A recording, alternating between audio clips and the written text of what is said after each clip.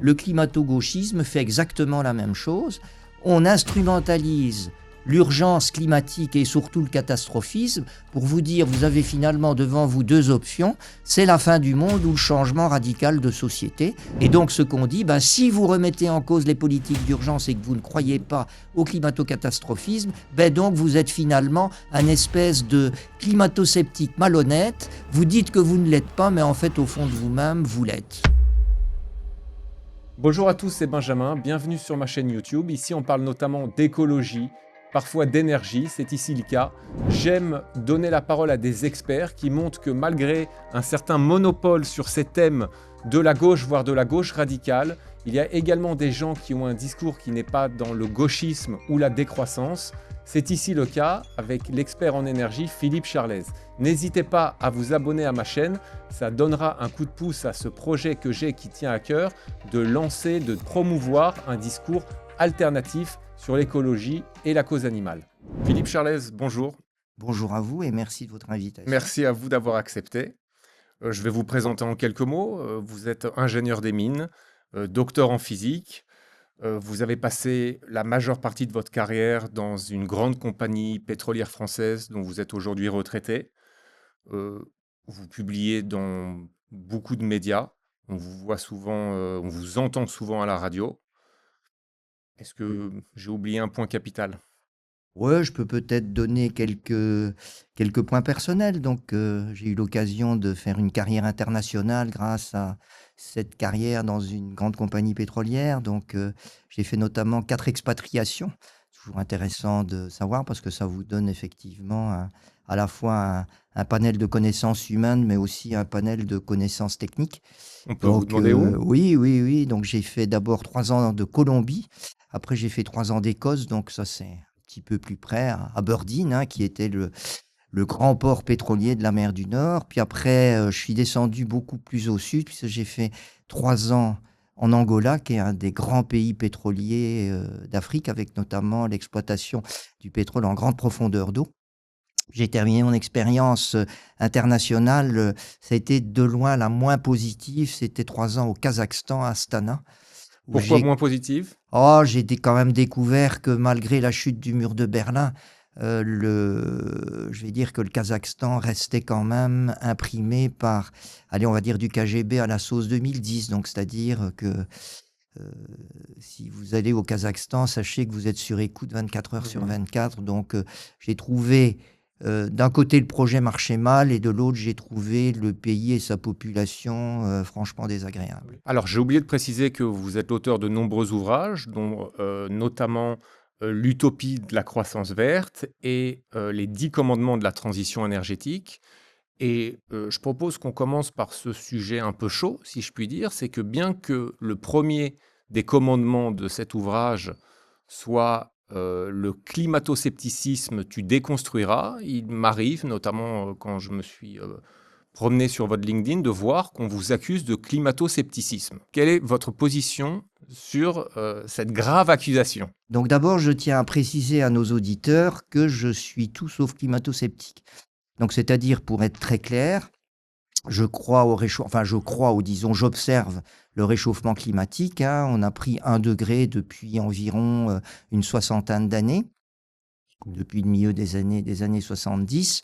C'est quelque chose qu'on ne peut pas nier en tant que scientifique, puisque ce sont des mesures qui sont faites notamment par satellite et qui sont compilées par la NASA. Donc on ne va pas remettre en cause la fiabilité des données de la NASA. Et comment se fait-il qu'on l'ait pris, ce degré ? Alors, j'y viens. Et la deuxième chose, c'est que je crois que ce réchauffement n'est pas naturel, mais au moins, je vais dire, entre guillemets, majoritairement anthropique, donc c'est-à-dire d'origine humaine, et dû au rejet dans l'atmosphère des fameux gaz à effet de serre, dont le CO2. Alors, on ne va pas revenir dans le détail, mais disons qu'il y a une théorie bien établie depuis très longtemps d'ailleurs, qui s'appelle la théorie radiative et qui physiquement tient la route. Il y a quand même aussi d'autres arguments, c'est que il est difficile de justifier naturellement une augmentation de 1 degré sur une période aussi courte. C'est-à-dire que globalement, vous avez effectivement, parce que certains prennent le contre-pied de cet argument en disant oui, mais de toute façon, la température a toujours varié.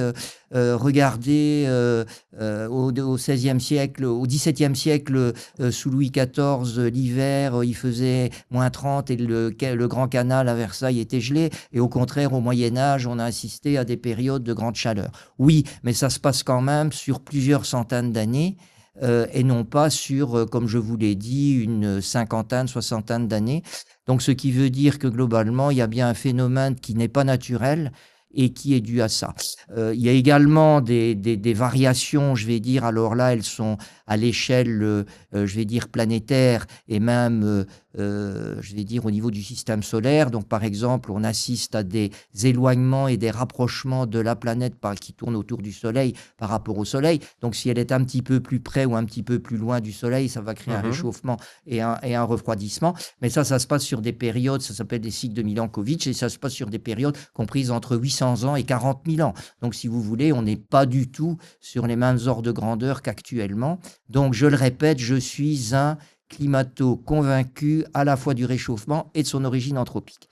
Alors maintenant, répondre à votre question, pourquoi est-ce qu'effectivement, malgré cette position très claire, sur laquelle je n'ai jamais changé, puisque tous mes écrits en attestent, d'ailleurs avant les 10 commandements, comme vous l'avez dit, à une utopie de la croissance verte, et avant un autre ouvrage que j'avais intitulé Croissance, énergie, climat, dépasser la quadrature du cercle, j'ai jamais changé d'avis.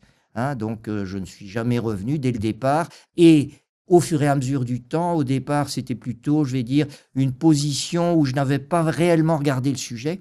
Aujourd'hui, j'avais vraiment regardé le sujet. Alors, je sais, on va me dire, vous n'êtes pas climatologue et donc vous n'avez pas de légitimité à parler du climat. Mais disons, en tant qu'ingénieur, je connais bien la thermodynamique et donc j'ai vraiment regardé le climat dans le détail. Et donc, est-ce que ce n'est pas une manière de disqualifier? Alors, en fait, si vous voulez, aujourd'hui, la notion de climato-scepticisme a beaucoup évolué, et comme vous le dites, pour disqualifier non plus sur le climato-scepticisme, mais sur les mesures qui sont prises pour régler le problème climatique. Parce que tout en étant climato-convaincu, je ne suis pas climato-catastrophiste. Donc, c'est-à-dire que je considère, pour différentes raisons ça serait trop long de les décrire et de les détailler. Je crois que l'évolution du climat, elle est plutôt adaptative que catastrophiste. Donc, c'est-à-dire, pour ceux qui connaissent, il y a plutôt une évolution logarithmique, c'est-à-dire un ralentissement de l'effet du CO2 sur le réchauffement qu'une accélération. Et donc, tout ça me dit plutôt que je suis assez optimiste sur l'évolution du climat, même si c'est quelque chose qu'il faut prendre très au sérieux. Mais alors concrètement, oui, excusez-moi, concrètement, donc à quel point vous estimez qu'il y a, alors je ne sais même pas si vous vous reconnaissez dans cette définition, à quel point vous estimez qu'il y a une urgence climatique? Alors, ça veut dire qu'est-ce qu'on risque? Alors, si vous voulez, dans les prédictions futures de température, donc c'est le fameux GIEC, et puis je ne suis pas quelqu'un qui, comme certains, remet complètement en cause l'intégrité du GIEC, etc. Il y a quand même des climatologues extrêmement sérieux qui travaillent au GIEC, ou du moins sur les rapports du GIEC. On a en fait de très grandes incertitudes par rapport à l'évolution des températures. Donc, c'est-à-dire que à l'horizon 2100, si on continue à peu près sur le même rythme d'émission qu'aujourd'hui, on aurait une température qui est comprise entre 2,1 et pratiquement 5 degrés. Donc, si vous voulez, 2,1 et 5 degrés, ça fait une fourchette extrêmement large. Et donc, vous en avez qui sont catastrophistes, qui misent sur les 5 degrés. Et puis, vous en avez qui sont plutôt sceptiques, qui vont miser sur la valeur basse. En fait, quand on regarde les points précédents, température, ou disons l'évolution passée, on est plutôt sur la courbe basse de 2,1 que sur la courbe haute de 4,7 à 5. Donc moi, ce que je dis, c'est que si on continue comme on le fait aujourd'hui, à la fin de ce siècle, on sera plutôt sur du 2, 2,1, 2,3 degrés. Or, rappelons que les objectifs de Paris, c'était 1,5, mais d'essayer de rester sous les 2. Donc, entre les 2 et les 2,3, il n'y a quand même pas une énorme différence. Donc, je pense que les 2,3 ne sont pas catastrophiques et que nous aurons, on en reparlera, la possibilité de nous adapter parce que ça créera des changements économiques et sociétaux, mais auxquels on pourra s'adapter. Et donc, en fait, ce que me reprochent aujourd'hui mes détracteurs, c'est de ne pas être catastrophiste et de ne pas être dans l'urgence et donc de remettre un peu en cause les politiques d'urgence. Et donc, ce qu'on dit, si vous remettez en cause les politiques d'urgence et que vous ne croyez pas au climato-catastrophisme, donc vous êtes finalement un espèce de climato-sceptique malhonnête. Vous dites que vous ne l'êtes pas, mais en fait, au fond de vous-même, vous l'êtes. Ça me fait un petit peu penser à l'anathème, à cette étiquette qu'on appose sur des gens qui la réfutent parfois. C'est, pour moi, parfois quand j'entends qu'on dit climato-sceptique à quelqu'un qui ne se dit pas climato-sceptique, ça me fait penser à l'étiquette d'extrême droite. Oui, mais c'est exactement pareil. Hein. Aujourd'hui, quand on n'est pas d'extrême gauche, on est d'extrême droite. Aujourd'hui, quand on n'est pas climato-catastrophiste, implicitement, on est climato-sceptique. Donc, je suis tout à fait d'accord avec vous. Et d'ailleurs, souvent, on assimile les deux. On me dit souvent, si vous êtes climato-sceptique, ça veut dire que vous êtes d'extrême droite. Donc, j'imagine qu'il y a ça peut être aussi réciproque. Alors, oui. Alors, cela étant, il faut reconnaître que dans les enquêtes d'opinion, plus vous évoluez vers l'extrême droite, plus dans les enquêtes d'opinion... Moins vous êtes catastrophiste. Et plus on rencontre de climato-sceptiques.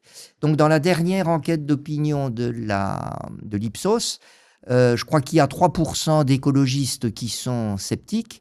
Il y a 30% d'écologistes qui sont sceptiques. Qui sont sceptiques. Il y a quand même des écologistes qui sont sceptiques, oui. C'est pas zéro. Bon. D'accord.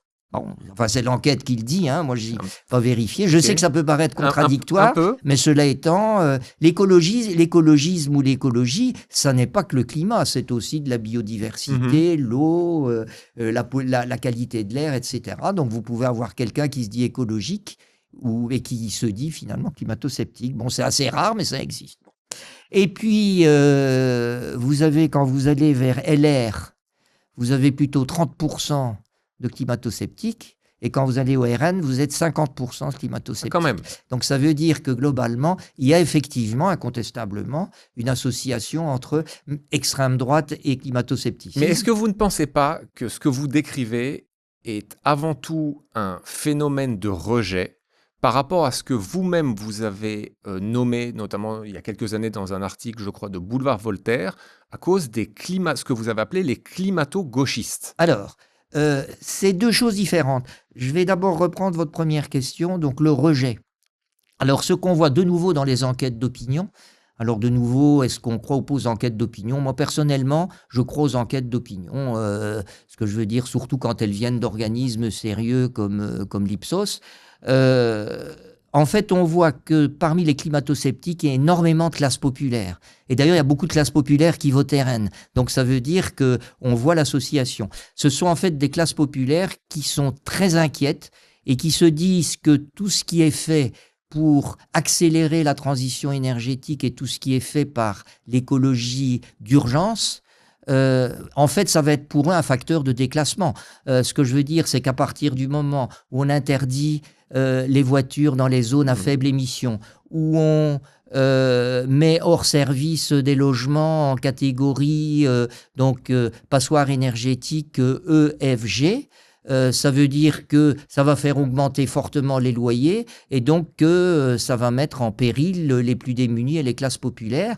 Donc ce sont un peu des classes populaires, pour reprendre la formulation de Nicolas Hulot, qui en fait font passer le court terme avant le long terme, donc la fin du mois avant la fin du monde. Et donc il y a une explication sociologique assez claire sur le fait de relier climato-scepticisme, classe populaire et finalement le vote RN, dont on sait qu'il est finalement, quand on dit extrême droite, on sait qu'une grande partie des électeurs du RN viennent de l'ancien Parti communiste. Hein. C'est quelque chose qui est assez bien référencé. Puis il faudrait déjà admettre qu'aujourd'hui, le RN est d'extrême droite.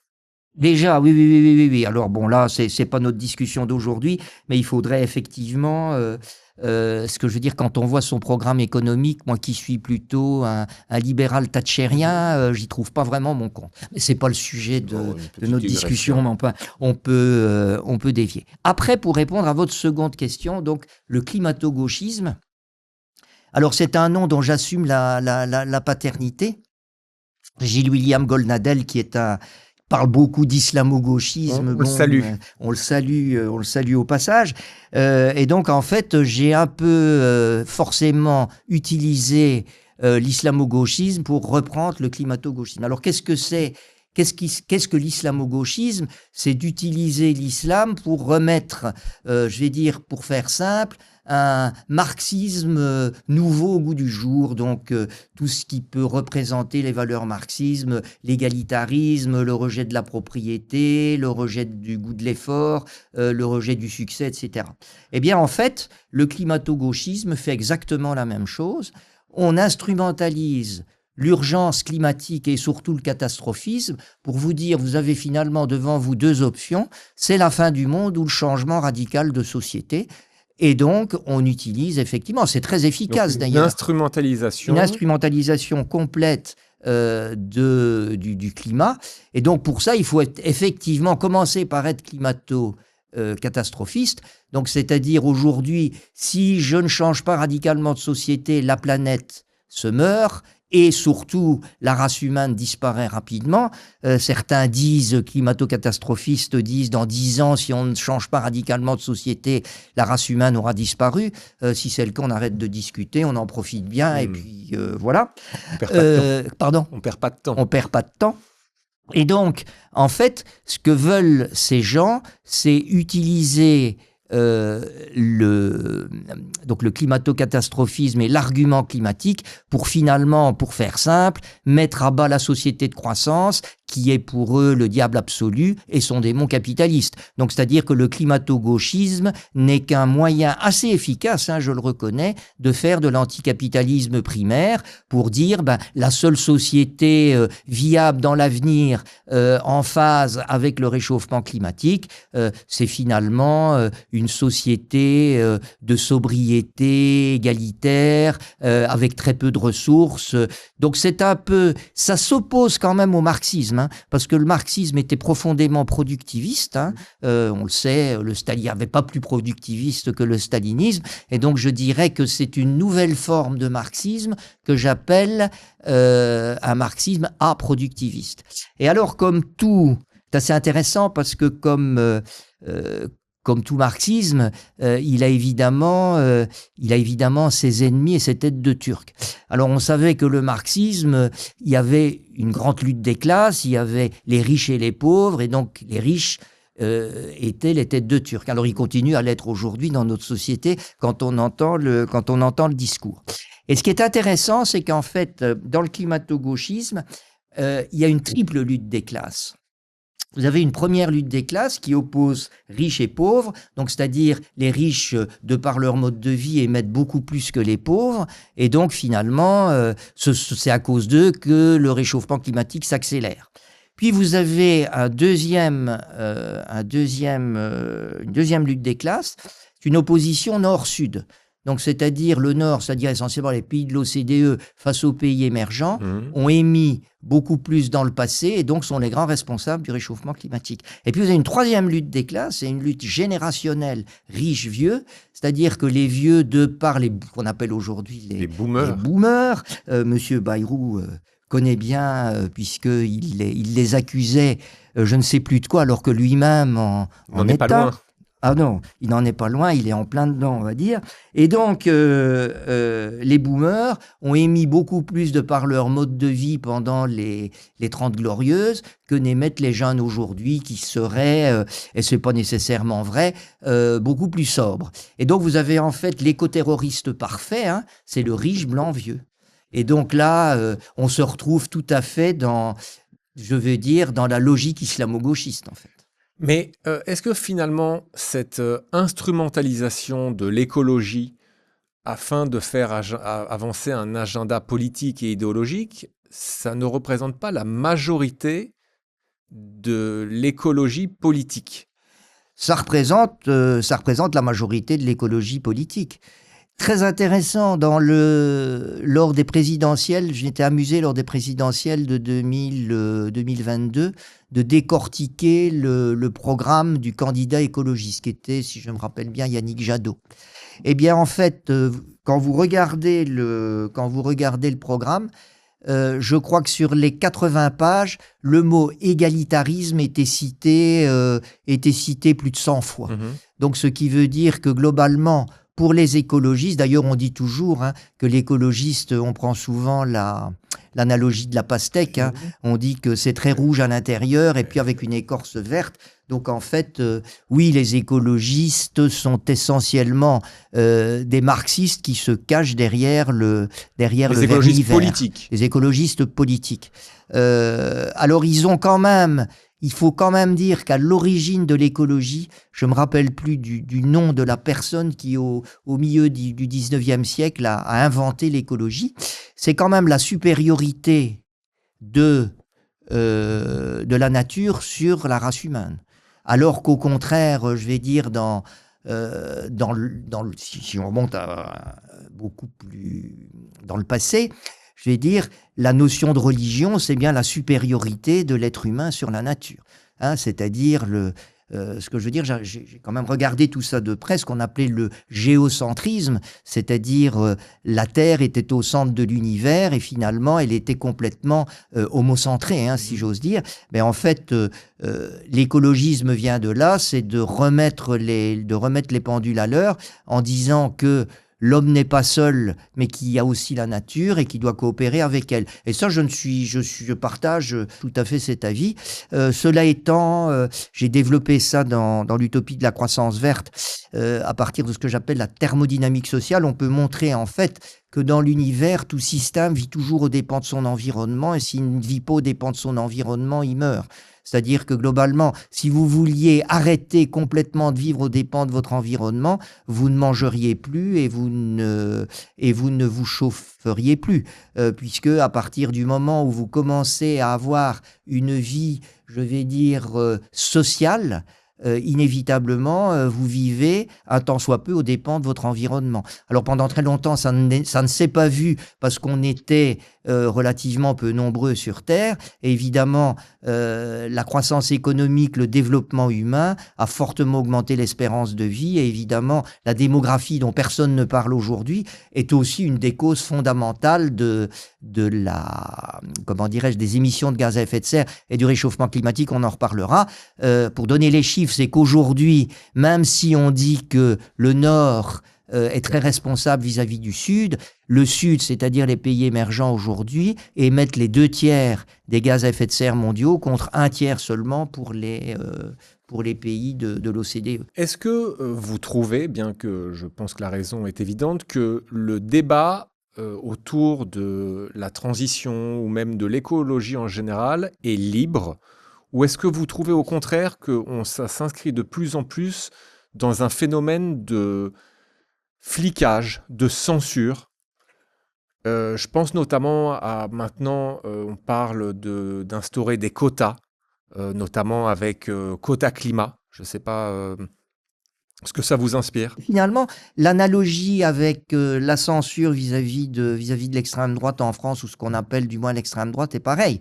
Donc, c'est-à-dire que globalement, quand on veut faire une conférence sur l'immigration, quand on veut faire une conférence sur l'identité, vous avez toujours des antifas qui essayent de venir troubler, parfois avec violence, la conférence. On observe la même chose au niveau de l'écologie. Quand on voit les manifestations très violentes de Sainte-Soline, par exemple, ça en est une expression. Et au niveau du climat, oui, on assiste un peu au même phénomène. Alors moi, je n'ai jamais été, si je n'ai jamais eu l'occasion de me trouver, je fais beaucoup de conférences, mais disons que c'est quand même dans des cercles assez restreints, et donc je n'ai jamais eu de personnes qui sont venues perturber mes conférences, etc. Mais je pense par exemple à quelqu'un que je connais bien, elle s'appelle Sylvie Brunel, qui alors elle est plutôt géographe et spécialiste de l'agriculture, mais elle parle aussi de climat. Et donc elle a dû notamment récemment annuler certaines de ses conférences parce que là où elle faisait les conférences, le maire a été menacé et pour pas avoir d'ennui, il a donc annulé Qu'est-ce qu'on lui reprochait? les conférences. Ben, on lui reprochait d'être climato-sceptique justement. Donc vous voyez que et donc oui, on évolue vers une censure qui vient évidemment de la gauche et de l'extrême gauche. Et Quota Climat en est aujourd'hui je vais dire, le porte-parole et même le flambeau. Et donc, Quota Climat, si je ne me trompe pas, au départ, c'est un collectif qui veut uniquement instaurer des quotas pour qu'on parle davantage d'écologie, de changement climatique, ce qui n'est pas une mauvaise chose, mais je crois que ça a terriblement dévié. Oui, tout à fait. Donc, la vocation de Quota Climat au départ, c'était d'observer que finalement, on parlait très peu de réchauffement climatique et de transition énergétique dans les médias par rapport à d'autres sujets généraux. Et donc, il voulait essayer d'imposer un peu plus de débats, de discussions, éventuellement de reportages sur tout ce qui était climat et transition énergétique. Et puis que Quota Climat, en fait, oui, ça a complètement dévié. Il veut aujourd'hui se faire le gendarme de la fake news, hein, de la fausse nouvelle du climat dans les médias. Et donc, son rôle de plus en plus marqué, c'est d'écouter tous les médias et puis de donner des bons points à certains parce que, je vais dire, le climat et la transition énergétique sont présentés comme ils l'entendent et des mauvais points à d'autres par rapport à la façon dont c'est développé. Donc c'est assez intéressant de voir de nouveau que tous les médias qui sont plutôt postés à droite sont des mauvais élèves et que ceux qui sont postés à... Donc le service public, tout est parfait. Et au contraire, CNews, Europe 1 et Sud Radio sont les très très mauvais élèves. Un esprit chagrin pourrait envisager que c'est un moyen de s'en prendre notamment à CNews. Alors c'est aussi un moyen de s'en prendre à CNews. Alors là, je vais pas discuter du sujet. Alors il faut reconnaître sur l'amende, parce que CNews vient d'avoir une amende de 30 000 euros. 20 000, de 20 000, je crois. C'est 20 000 euros, oui, il me semblait que c'était 30 000. Pour désinformation climatique. Désinformation climatique. Donc, c'est-à-dire que la charge, c'est que Quota Climat a dénoncé un interview du dénommé Philippe Herrlin, que je connais bien et que je salue, mais avec lequel je ne suis pas d'accord, à l'ARCOM, pour climato-scepticisme. Et l'ARCOM a donc considéré que c'était de la désinformation et a infligé une amende de 20 000 euros. Vous dites, je crois que c'était 30 000, mais peu importe. Je crois que mais peu importe. Oui. À CNews. Alors, il faut dire que CNews, sur cet exemple-là, c'était un peu couper l'herbe sous le pied, parce que Philippe Herrlin est venu sur CNews dire froidement que le réchauffement climatique, c'était complètement une vision de l'esprit, un fantasme, et qu'en fait, ça n'existait pas. Donc, un peu ce que dit Trump. Il y avait un côté, je vais dire, pour employer avec beaucoup de précaution, un peu presque de négationnisme, si j'ose dire, de la part de Philippe Herrlin, un négationnisme qui est assez caricatural. Mais par contre, je suis sûr que si Aurélien Barraud venait qui est un climato-catastrophiste assumé, venait sur le plateau de France Inter et expliquait que dans 10 ans, la planète va disparaître à cause du réchauffement climatique, a priori, ça devrait bien se passer. Donc je crois qu'il y a quand même deux poids, deux mesures, même si, du point de vue de la désinformation, Quota Climat avait raison par rapport à la position de Philippe Herrlin. Mais ce qui est intéressant quand même, c'est que donc ils veulent préserver, et sur le papier, c'est plus ou moins louable, le consensus scientifique. Mais déjà, consensus scientifique, c'est quand même une notion assez vague. Et là où je veux en venir, c'est qu'il n'y a pas si longtemps, et le journal Le Monde l'a repris, il y a l'historien Jean-Baptiste Frezos, qui s'en est pris au GIEC. Oui. Et alors, on pourrait croire, ou on croyait jusqu'à présent, que le GIEC, c'était le sacro-saint et qu'on ne pouvait en aucun cas le critiquer, sous peine de remettre... D'excommunication. D'excommunication, et parce que ça serait une remise en question du consensus scientifique. Eh bien, est-ce qu'on ne pourrait pas considérer que ce qui est interdit à la droite est permis à la gauche, puisque Jean-Baptiste Frezos est très à gauche, très décroissant? Oui, alors, bon, d'abord sur le GIEC, il faut faire attention. C'est-à-dire que d'un côté, le GIEC produit des documents qui sont extrêmement intéressants, avec beaucoup d'analyses, avec beaucoup de données, que j'utilise d'ailleurs régulièrement. Et le GIEC diffère beaucoup. Quand on regarde le rapport scientifique de ce qu'on appelle le rapport pour décideurs, il y a parfois des différences assez notables. Le rapport pour décideurs étant écrit par essentiellement des politiques. Et puis on peut aussi reprocher au GIEC un certain nombre de personnes qui sont marquées très politiquement. Quand je vois par exemple une personne comme Julia Steinberger, qui est une Suisse d'extrême gauche, assez proche de ce collectif dont vous avez peut-être déjà entendu parler, qui s'appelle Extinction Rébellion, et qui est en même temps, membre du GIEC. Bon, on peut se poser la question s'il n'y a pas quand même un mélange des genres. Mais enfin, passons. Donc moi, je ne suis pas et je ne critique pas fondamentalement le GIEC en disant que pour moi, en tant que scientifique, c'est une source de données très importante et très intéressante sur le climat. Donc, mais ce que je dirais, c'est qu'on est encore en démocratie et c'est pas anticonstitutionnel de critiquer le GIEC, qu'on soit à droite ou qu'on soit à gauche. Mais vous avez tout à fait raison que quand vous émettez le moindre doute, et parfois sur le catastrophisme, on vous sort la carte rouge GIEC. Donc, c'est-à-dire que le GIEC aussi, je pense, a fini par être instrumentalisé par certains. Il est pris un peu comme une Bible, et quand on sort de la Bible et du texte sacro-saint, ben effectivement, la seule solution, c'est de vous excommunier. Donc, on est un peu, vous avez raison, dans ce mode de pensée. Je voudrais maintenant qu'on revienne un peu plus précisément sur vos positions que vous explicitez dans vos ouvrages. J'avais cité votre ouvrage L'utopie de la croissance verte et les 10 commandements de la transition énergétique. Est-ce que vous vous considérez pessimiste par rapport à la transition énergétique? Je vais dire, je ne l'étais pas et je le suis devenu. J'ai changé mon fusil d'épaule, je vais dire, au cours de ces 3-4 dernières années.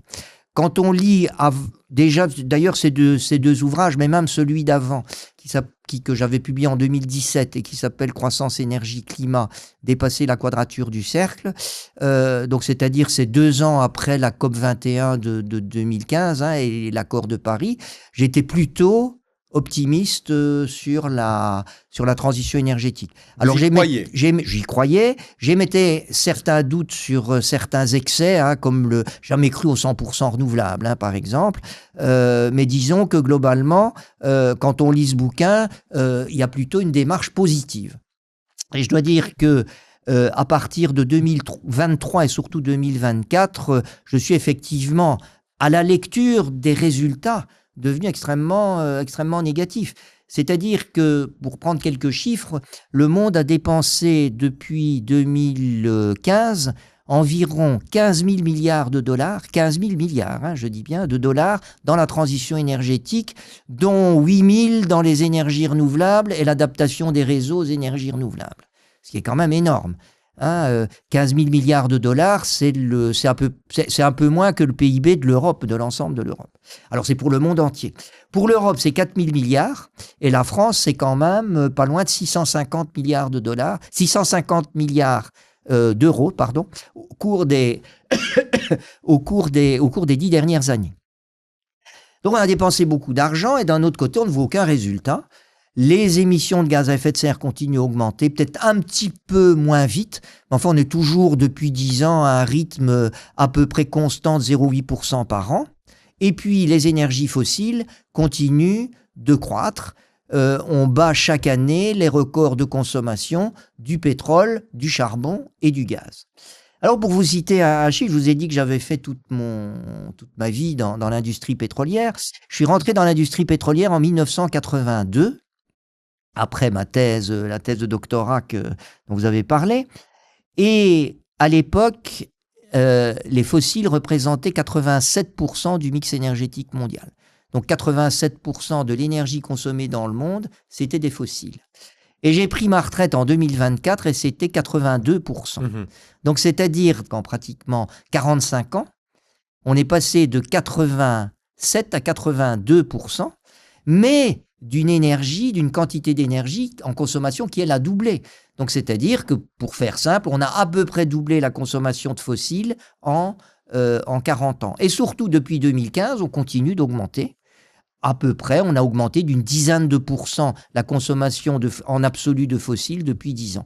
Donc, on dépense énormément et on ne voit que très peu de résultats en termes de baisse des émissions de gaz à effet de serre. Alors, on verra les raisons après, mais disons que si on regarde la France, on dit oui, mais il y a certains pays de l'OCDE notamment, là, on a baissé nos émissions, et c'est vrai, territoriales, de 30% à peu près depuis le début du siècle.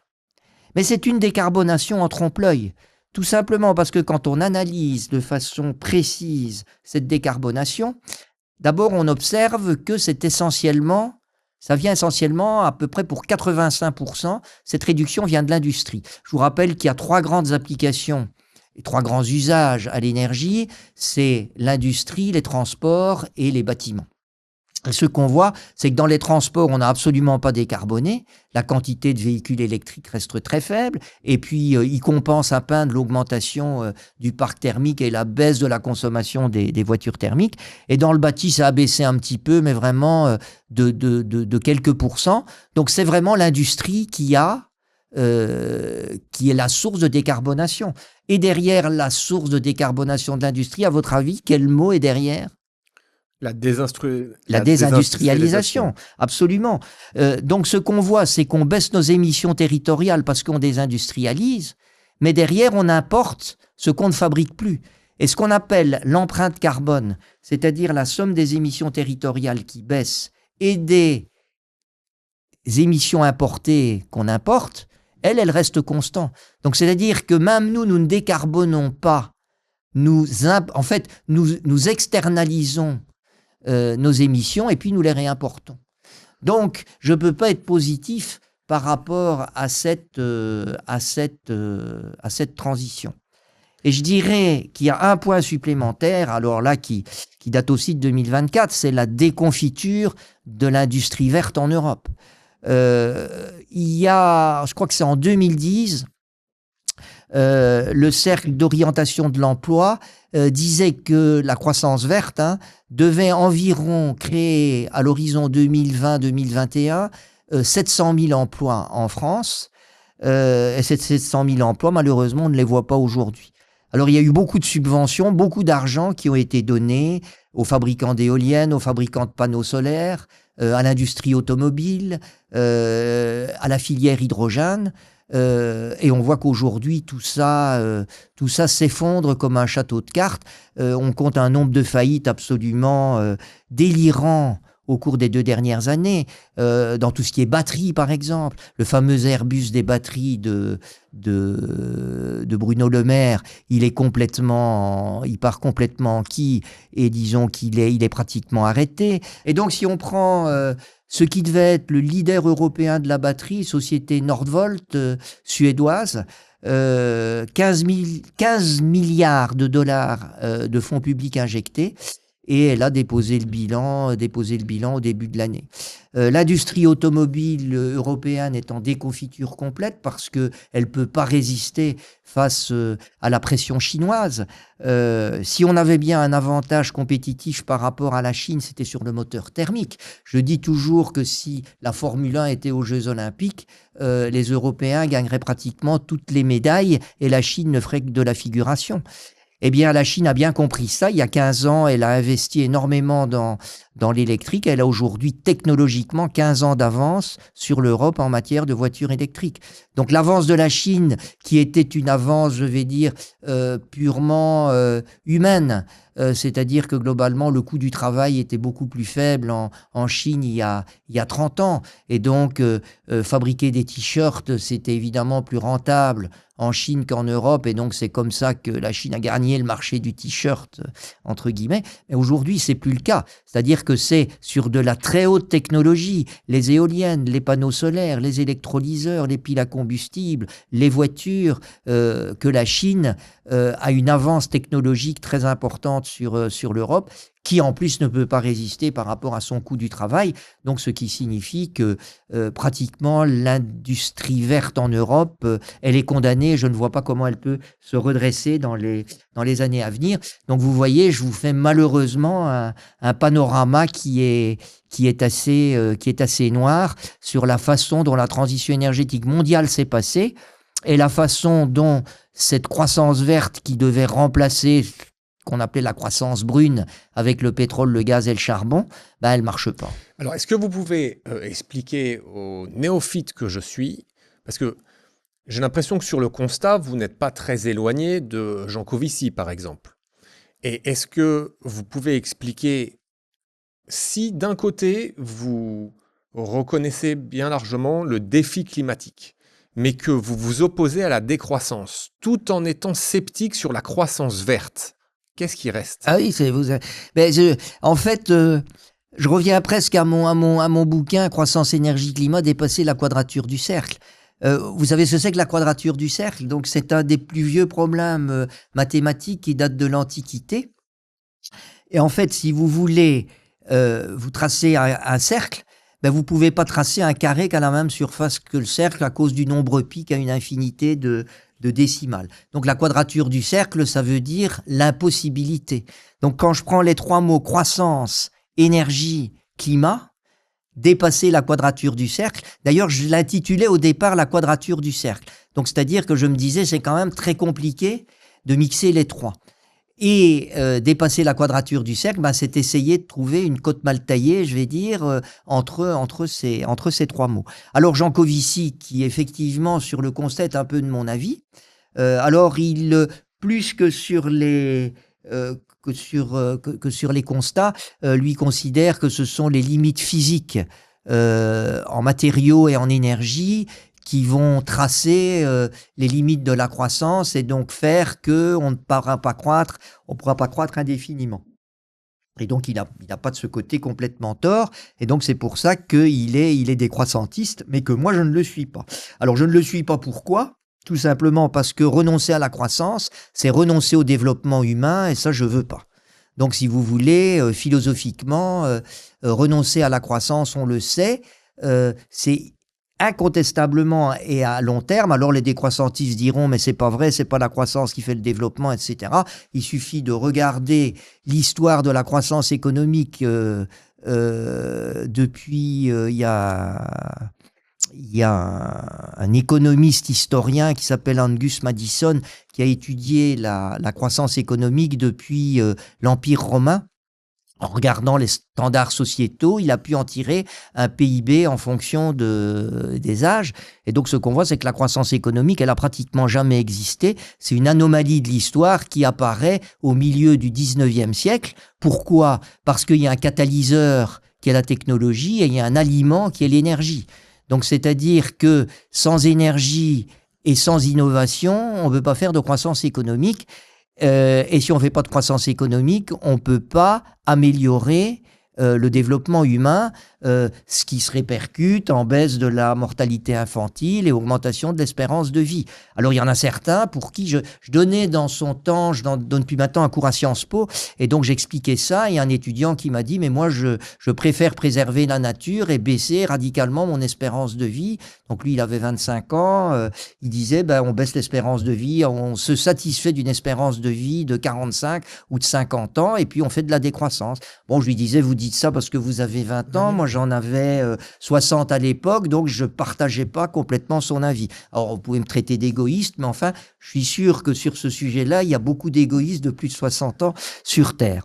Et donc ça veut dire que vous avez tout à fait raison, que la conjonction climat-croissance-énergie est quelque chose de compliqué, mais je pense qu'il y a un certain nombre de pistes qui ne sont pas suffisamment regardées aujourd'hui et qui devraient nous aider à sortir de cette impasse. Lesquelles ? On va dire que la première chose, c'est, on va reprendre le discours de Jean-Marc Jancovici, qui dit effectivement, il y a des limites planétaires. Il y a des limites planétaires sur deux grands types d'ingrédients nécessaires à la croissance économique. C'est l'énergie d'un côté, les matériaux de l'autre.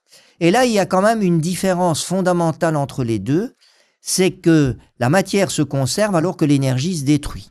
C'est-à-dire que globalement, quand vous prenez un baril ou un litre de pétrole, un litre d'essence, que vous le consommez dans votre voiture, une fois qu'il est consommé, il a été chimiquement transformé en CO2 et en eau, et puis il n'existe plus. Donc c'est-à-dire que la notion d'épuisement, notamment des fossiles, est une réalité.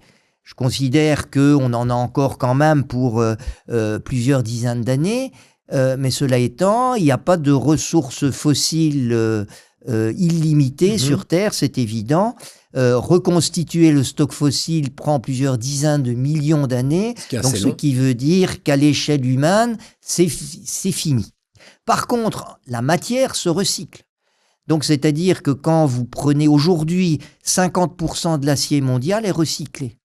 Donc, ça veut dire que l'économie circulaire, qui est une demande, et là je réponds aux écologistes, est à mon avis un premier levier très intéressant pour perpétrer la croissance, encore du moins pendant de nombreuses années.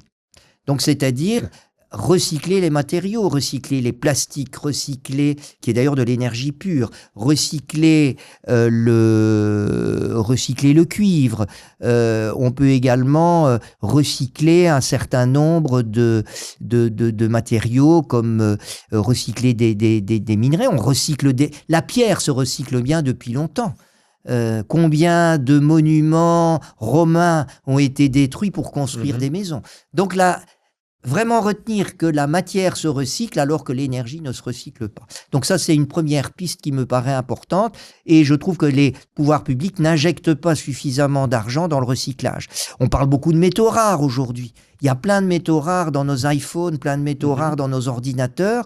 Alors, c'est pas facile, les techniques sont encore assez coûteuses, mais je crois qu'en R&D, et c'est notre intérêt, nous, alors là, c'est une filière extrêmement intéressante parce qu'on n'a pas de métaux rares en Europe.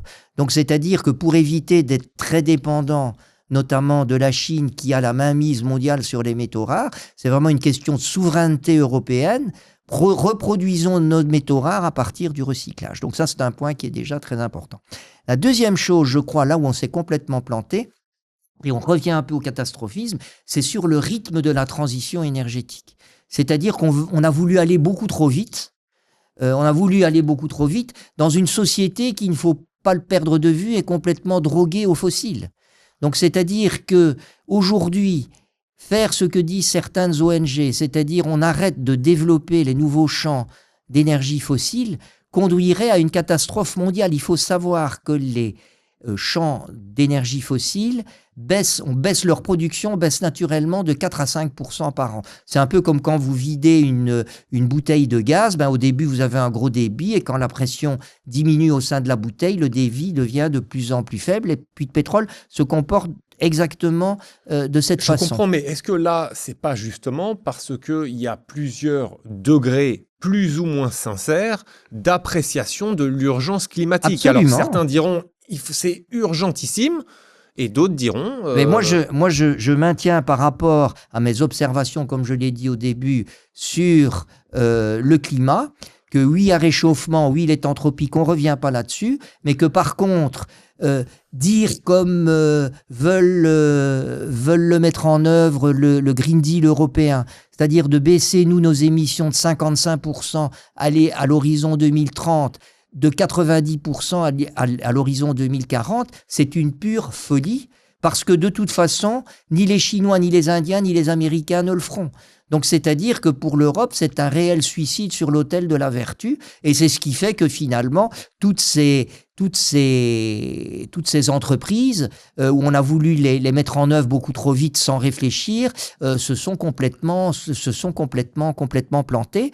Donc, moi, ce que je dis, c'est que par rapport à la vision climatique que j'ai, oui, on peut desserrer le rythme de la transition énergétique. Alors j'aurai des détracteurs qui vont venir me dire, alors est-ce qu'ils sont sincères ou est-ce qu'au contraire ils ont derrière l'idée d'un changement de société, on ne va pas y revenir, mais ça on ne les changera pas. Mais donc moi, ma position c'est de dire desserrons le rythme de la transition énergétique. Par exemple, revenons non pas à 55%, mais à une baisse de... On a baissé de 30%. Si on continue la même tendance, on peut arriver à moins 40% à l'horizon 2030, mais pas moins 55%.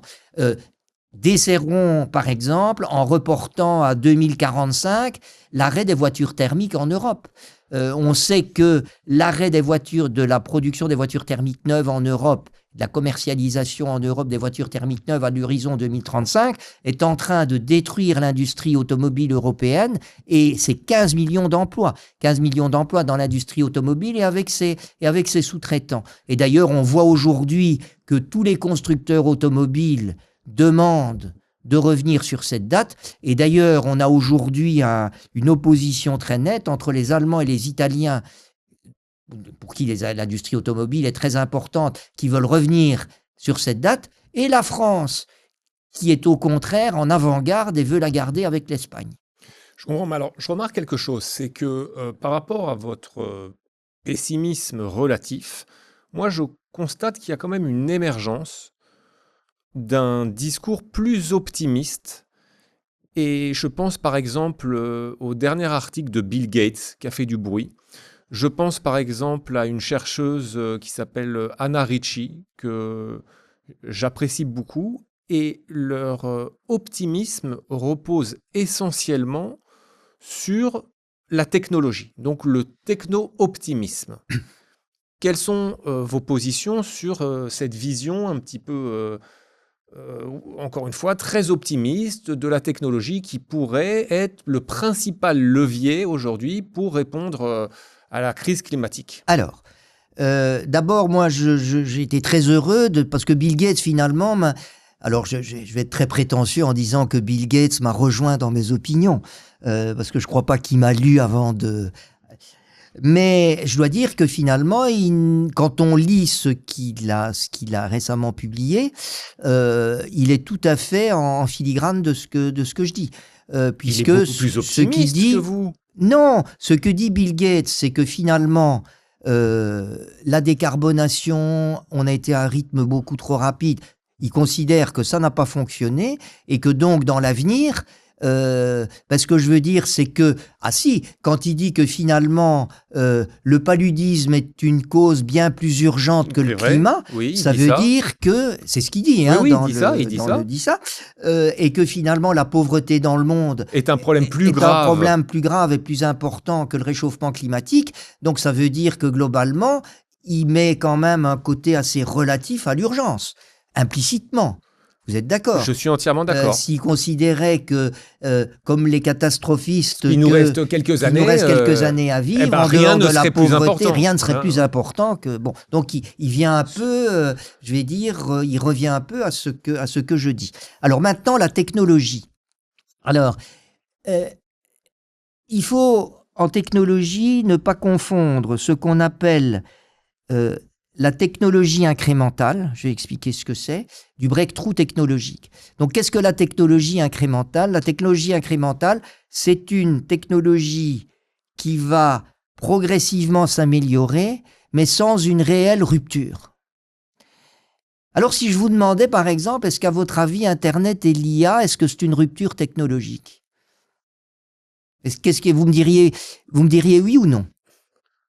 Est-ce que c'est une rupture? Non, mais ça dépend peut-être en quelle année on pose cette question. Aujourd'hui, c'est difficile de répondre. Mais quand Internet est apparu, est-ce que pour vous, c'était... Alors moi, j'ai envie de dire oui, mais je me dis que si vous me posez cette question, c'est que c'est non. Et vous avez tout à fait raison, c'est non.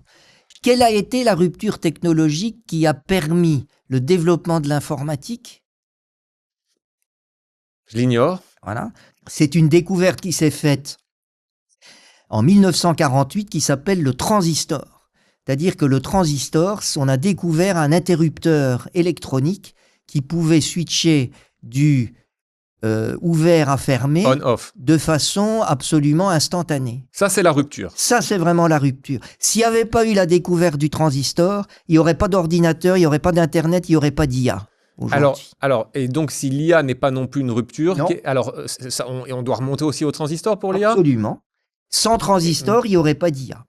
Et il y a eu une rupture, il y a eu une technologie de rupture dans ce domaine-là depuis le transistor? Ah oui, c'est vraiment depuis le transistor, il y a eu la miniaturisation du transistor. Les puces électroniques aujourd'hui ne sont que des microtransistors. Mais donc, on n'est toujours pas dans la rupture. Donc, on n'est pas dans la rupture. Mais ce que je veux dire, c'est que, alors certains vont mais en y réfléchissant, c'est-à-dire que globalement, Internet et puis l'IA ne sont en fait que des évolutions incrémentales du transistor. D'accord ? Ok. Voilà. Donc, pour donner cet exemple. Et puis, vous avez vraiment le breakthrough technologique. Et comme je vous ai dit, la croissance, elle repose sur le matière, mais ça, on a peut-être au moins une solution assez intéressante, c'est le recyclage, et l'énergie qui ne se recycle pas. Alors, l'énergie ne se recycle pas, sauf peut-être les énergies renouvelables.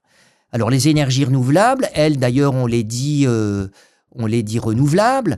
Donc, c'est-à-dire que, effectivement, le vent et le soleil, ça, on a encore du temps devant nous. Avant que le soleil s'éteigne, il nous reste environ 4 à 500 millions d'années. Donc, ce que je veux dire, c'est que il y aura du pétrole qui a été renouvelé depuis. Donc, ce que je veux dire, c'est de ce côté-là, oui, on a une solution. Les ENR représentent effectivement une source d'énergie infinie. Mais on sait qu'elles ont beaucoup d'externalités négatives et d'inconvénients et qu'elles sont intermittentes. Et donc, on ne peut pas reposer que là-dessus. Je ne suis pas un opposant radical aux ENR comme, par exemple, mon ami Fabien Bouglet. Mais cela étant, pour avoir bien regardé le sujet, on peut mettre dans le mix énergétique 20, 25, 30% d'ENR, mais pas beaucoup plus. Donc, ça veut dire que quand il y aura plus de fossiles, une croissance économique future ne peut pas reposer que sur les ENR. Et donc, on a derrière le mot nucléaire.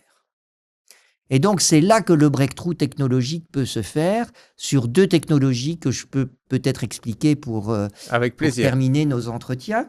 C'est d'un côté la 4e et la 5e génération du nucléaire. Ce qu'il faut savoir, c'est que l'énergie nucléaire est produite de 2 façons. On va essayer d'être simple. D'accord. Il y a d'un côté la fission nucléaire et de l'autre la fusion nucléaire. Et ce sont 2 processus qui sont complètement opposés. La première, on la maîtrise. Alors, la première, on la maîtrise, du moins en 3e génération. Je parlerai après de la 4e génération, mais qui n'est que de la fission, qu'on n'a pas encore complètement implémentée, qu'on n'a pas encore complètement mise en œuvre d'un point de vue industriel, mais qui déjà fait ses preuves. La 4e génération, c'est ce qu'on a appelé superphénix, Phénix, superphénix et Astrid. Donc c'est ce qu'on appelle en fait la 4e génération, c'est ce qu'on appelle la surgénération nucléaire. Donc c'est-à-dire, pour faire simple, au lieu d'utiliser de l'uranium, on utilise plutôt du plutonium, voire du thorium. Et en fait, c'est un réacteur qui fabrique lui-même son combustible. Et donc là, ça nous donne beaucoup plus de temps à la durée, tout simplement parce qu'il y a 2 types d'uranium. L'uranium 235 qui, lui, est utilisé essentiellement dans la fission classique de tous les réacteurs nucléaires aujourd'hui, et l'uranium 238 qui va être utilisé pour fabriquer du plutonium dans le réacteur pour la 4e génération. Et ce qu'il faut savoir, c'est que dans une roche uranifère, il y a 1% d'uranium 235 et 99% d'uranium 238. Donc, c'est-à-dire que l'uranium 238 est beaucoup plus abondant sur Terre et donc là, nous met du temps devant nous. Mais donc, comme vous dites, la fission, alors je ne l'ai pas définie du coup, comme vous m'aviez dit, on la maîtrise. La fission, c'est quoi ? C'est casser un gros atome et récupérer l'énergie qui est de chaleur, qui est dégagée quand vous cassez un gros atome. C'est pour ça qu'on appelle la fission. Fission, ça veut dire casser. Fissuré. Voilà. Et donc ça, c'est ce qui se passe dans un réacteur nucléaire actuel en France, un peu partout. Et alors le deuxième, c'est vous avez la fusion. Donc la fusion, c'est le contraire de casser, c'est unir. Alors là, on ne va pas unir. Oui, alors la fission se fait sur un très gros atome, qui est l'uranium. C'est un atome très lourd, parce que quand l'atome est très lourd et que vous le cassez, vous dégagez beaucoup plus d'énergie que si vous cassiez un atome tout petit. Au contraire, la fusion va se faire avec deux atomes petits et légers Qu'on va chercher qu'on va chercher à réunir. Donc globalement, les atomes les plus légers du tableau de Mendeleïev, c'est quoi? Oh là là. Vous savez pas? Oh, l'hydrogène. Donc l'hydrogène a seulement un proton et un neutron. Et donc ce qu'on va faire, c'est qu'on va en fait fusionner deux atomes d'hydrogène. Alors ce sont ce qu'on appelle des isotopes, mais on ne va pas rentrer là-dedans, donc un petit peu différenciés, pour générer un atome d'hélium qui est l'élément numéro 2. Et en fait, ça dégage une quantité, donc la fusion va dégager une quantité d'énergie absolument énorme sous forme de neutrons éjectés. Et en fait, à votre avis, qui est-ce qui a inventé la fusion quelques centaines de milliards d'années avant nous? Le Soleil. L'énergie que nous envoie le Soleil résulte de la fusion nucléaire dans le centre du Soleil. Et si nous arrivions à reproduire sur Terre la fusion nucléaire, ça serait une source d'énergie quasiment infinie. Ça fait une source d'énergie quasiment infinie.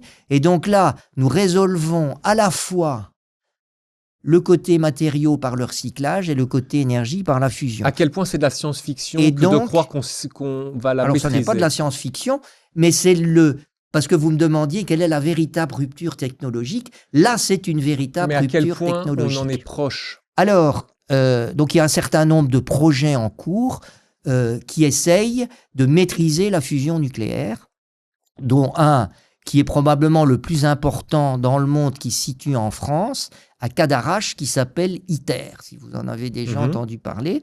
Alors ITER est un projet international qui réunit pour une fois, toutes les grandes nations du monde se sont associées à ITER. Vous avez l'Europe, pas la France, l'Europe, les États-Unis, l'Inde, la Chine, la Russie et la Corée du Sud. Donc, je veux dire, là, c'est le dernier vestige du multilatéralisme quand on sait qu'on est revenu dans une complète logique de bloc. Et donc, ce qu'on espère, c'est une première expérience positive en 2035-2040 et peut-être une première production d'électricité à l'horizon 2050 et une production industrielle de fusion à l'horizon 2070. Donc mon optimisme, il est là et je crois que je peux conclure comme ça. C'est toujours mieux de conclure sur une note optimiste. C'est donc de se dire, aujourd'hui, oui, un réchauffement, c'est un problème sérieux, il vient des fossiles et donc à terme, il faut arrêter les fossiles. Mais je ne suis pas catastrophiste, donc c'est-à-dire que les fossiles me laissant encore quelques dizaines d'années, oui, je vais essayer de les réduire avec le nucléaire actuel et avec les renouvelables pour peut-être arriver à m'en passer, non pas en 2050, parce qu'on sait qu'en 2050, on aura encore le dernier rapport de l'Agence internationale de l'énergie. On est aujourd'hui, je vous ai dit, à 82%. On sera encore à 60% en 2050. Mais on peut espérer que dans les années entre 2050 et 2100, avec les renouvelables, le nucléaire de 4e génération et peut-être l'émergence industrielle de la fusion nucléaire, on puisse définitivement se passer des fossiles à l'horizon 2100 et non pas 2050, et donc de perpétrer ce qui met le plus cher au monde, c'est-à-dire la croissance économique et le développement humain. C'était passionnant. Philippe Charlez, merci beaucoup. Merci à vous de votre invitation. Bon, j'espère que ça vous a intéressé autant que ça m'a intéressé. J'ai pris beaucoup de plaisir à m'entretenir avec Philippe Charlez et je le remercie. J'ai notamment apprécié le fait que, bien que ce soit un expert, il soit capable de s'adresser à un non-expert et aux néophytes sans doute qui composent les gens qui regarderont cette vidéo. Si ça vous a plu, n'hésitez pas à vous abonner et à liker cette vidéo. On se retrouve dans à peu près 2 semaines pour une nouvelle publication. D'ici là, vous pouvez me suivre sur Instagram, Benjamin Goldnadel. Merci beaucoup et à bientôt.